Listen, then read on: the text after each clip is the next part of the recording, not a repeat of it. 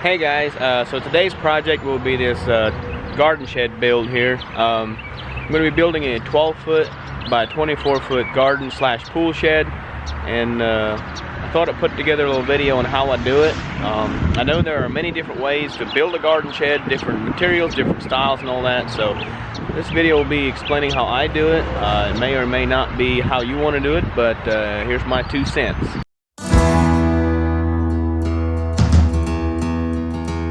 Since I'm building this on site, I want to set some pads in place to build it on and make sure everything's level when I get started. So I'm gonna have 2 runners running the full length of the building, and I'm gonna set a row of pads underneath each runner. I'm gonna make sure they're all level and square, so when I start building, everything will be level and square, no need to move or jack the building up at all. For pads, I'm just going to be using these 4x8 by 16-inch solid blocks. I think they'll work pretty good for what I need to do. So I'm just going to set 2 rows of these blocks down through here. I'm going to set them at every 6 foot. So the first step was figuring out where the corner of my building will be. So as you can see, I got the corner of the building marked right there. I'm going to stay about 16 inches from the garage here, and I'm going to keep the end even with the end of the garage. From where the corner of the building will be, I measured over 2 feet, and that's where I want my runner to be. My runner will be in 2 feet from the corner of the building, and then I measured over another 8 feet to where this runner will be and marked that as well. And then I marked every 6 feet down through there to the other end of the building, and that's where I'm going to be setting my pads. As you can see here, I'm keeping the blocks about 6 inches in from the end of the building as well.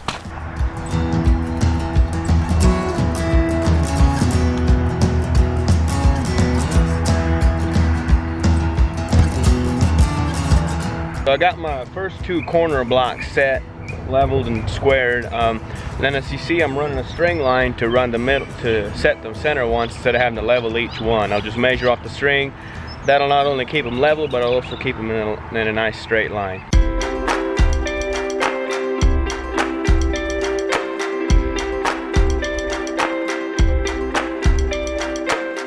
Once I had the first row set, I leveled across with a straight board and a 4-foot level to level the other end blocks, and then I used the same string method to level in the center blocks.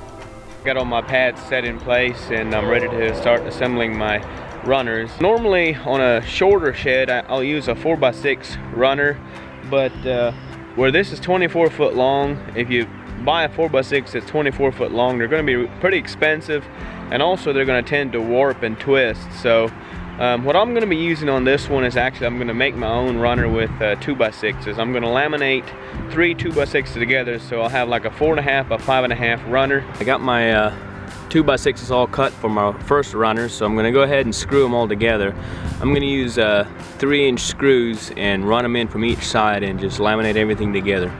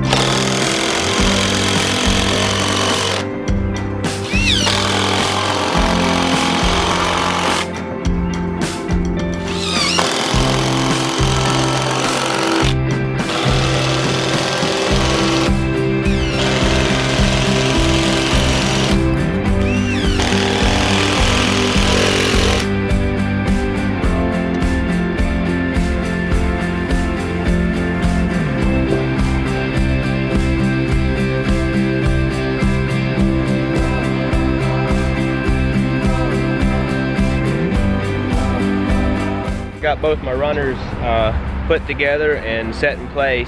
So now what I need to do is measure off the garage and make sure this first one is setting parallel with the garage there. Then I'll measure over 8 foot to that one and make sure they're running parallel to each other, and then I'll corner measure from the corner of each beam and make sure that they're sitting square and straight. Then I marked my beams for my floor joist locations. I set the first one flush and then the rest of them on 16 inches on center. If you notice here, I like to mark both sides of the joist just as an extra precaution in case one mark is wrong, and it's also handy to, no matter which side of the joist I'm working on, I can always see the mark. And to do that, here for example, I mark a 3/4 inch before the 64 inches and a 3/4 inch past it, and then the board will sit between the marks. I also like to square the marks across the top of the runner for better visibility.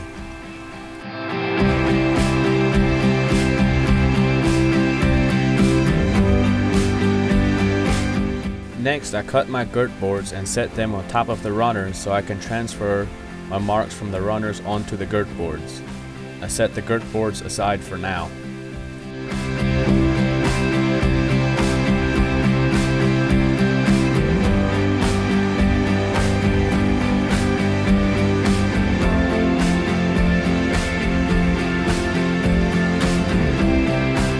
The next thing I want to do is start cutting my floor joists.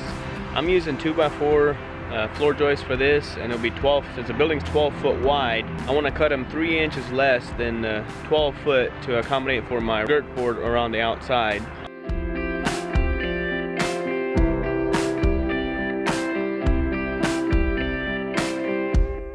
Next, I set the first floor joist at 20 1/4 inches from the outside of the beam and screw it into place. I repeat this process at the other end as well, and run a string in between them to set the center joists. As you see here, I like to put the tip of a screw behind the string to keep it away from the end of the joist about a 1/16 of an inch, and then I'll set all my joists about a 1/16 from the string, and the reason for that is so the floor joists don't actually make contact with the string, which could result in a slight bow.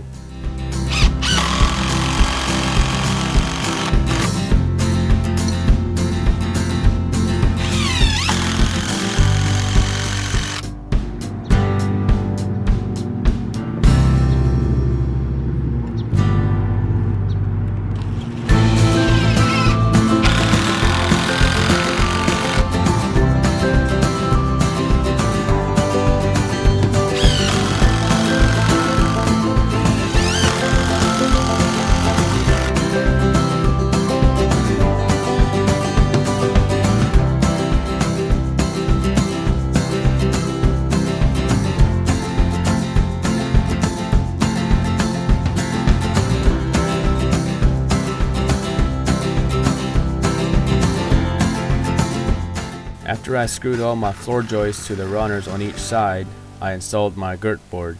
If you remember, I pre-marked these, so I pushed each floor joist to those marked as I fastened them in order to straighten the joists if they were crooked.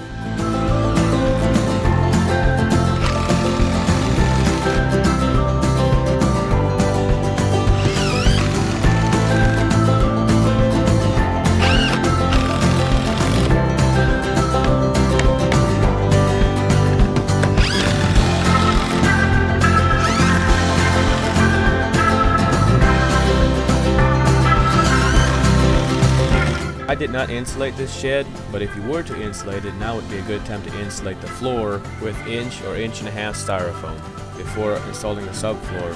Once I had the framework complete, the next step was to measure in 48 1/4 inches from each side on the end floor joist and snap a chalk line.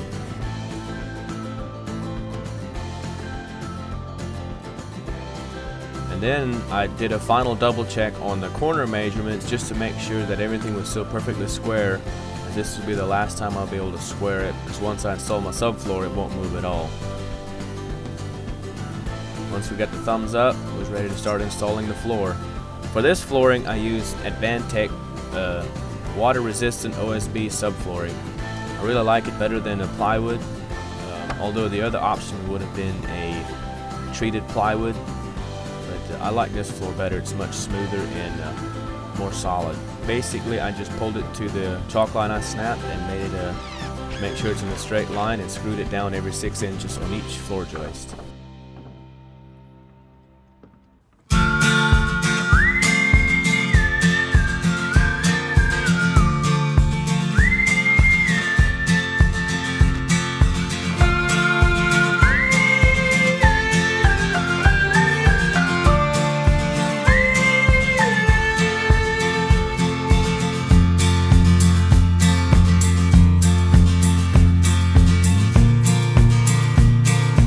For the second row, I started with a 64-inch piece in order to offset my joints 32 inches.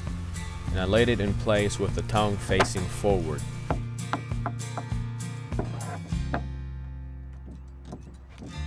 Because this is tongue and grooved, I have to tap it in place. In doing so, I lay a 3 or 4 foot 2x4 along the front edge of the board and tap it into place with a sledgehammer.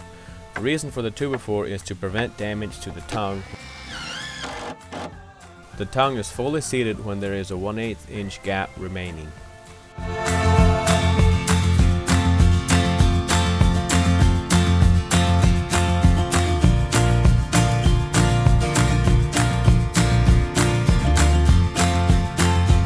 For the last row, I started with a 32-inch piece and then finished out the rest of my flooring.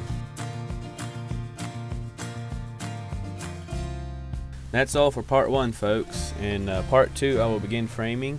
Thanks for watching, and be sure to stay tuned.